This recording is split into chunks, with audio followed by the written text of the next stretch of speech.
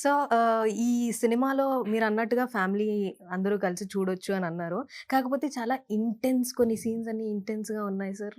So, example అదెలా అండి. Balance ఇప్పుడు చేశారు? మీరు చూసిన విజువల్స్‌లో ఎగ్జాంపుల్? ట్రైలర్‌లో హ్మ్. కొన్ని కొన్ని ఉన్నాయి. అదే ఏంటి చెప్పండి కొన్ని. 'సారాది' గాని లేకపోతే కొన్ని ఆహ్, కొన్ని హీరో ఆ అబ్బాయిది గాని కొన్ని హ్మ్. హ్మ్. బైక్ షాట్స్ లేకపోతే పబ్ షాట్స్ కొన్ని హ్మ్. డ్రగ్స్ తీసుకోవడం హ్మ్. హ్మ్. హ్మ్. హ్మ్. అట్లాంటివన్నీ. హ్మ్. హ్మ్. ఏమైనా ఎఫెక్ట్ చేస్తాయనంటారా? అంటే effect in the sense family ఆడియన్స్‌ని. ఏం కాదు.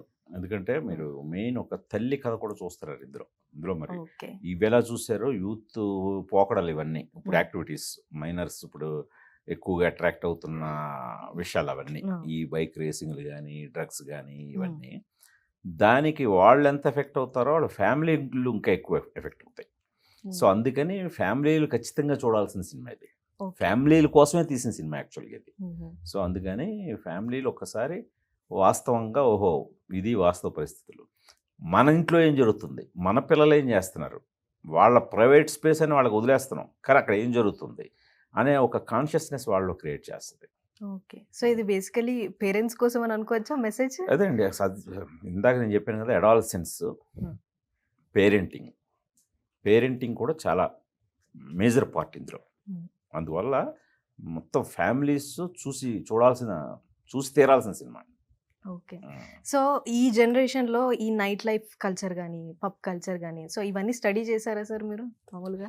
ప్రతీదీ ఇప్పుడు ఏదైనా సరే అన్నీ స్టడీ చేస్తాం. అన్నీ మనం ఏమి అంటే ఏ సబ్జెక్ట్ మనం తీసుకున్నా సరే, ఆ సబ్జెక్ట్‌కి చాలా ఆర్&డి జరుగుతది.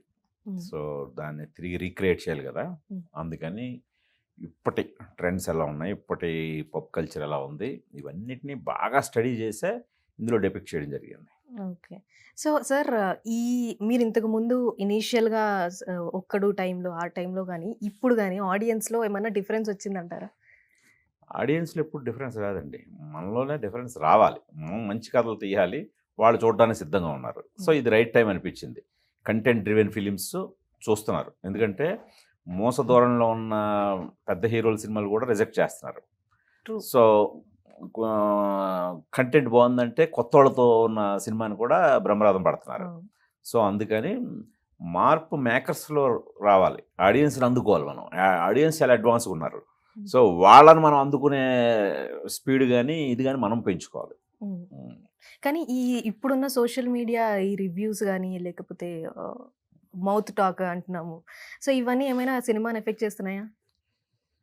ఎఫెక్ట్ చేయవండి ఎప్పుడు కూడా.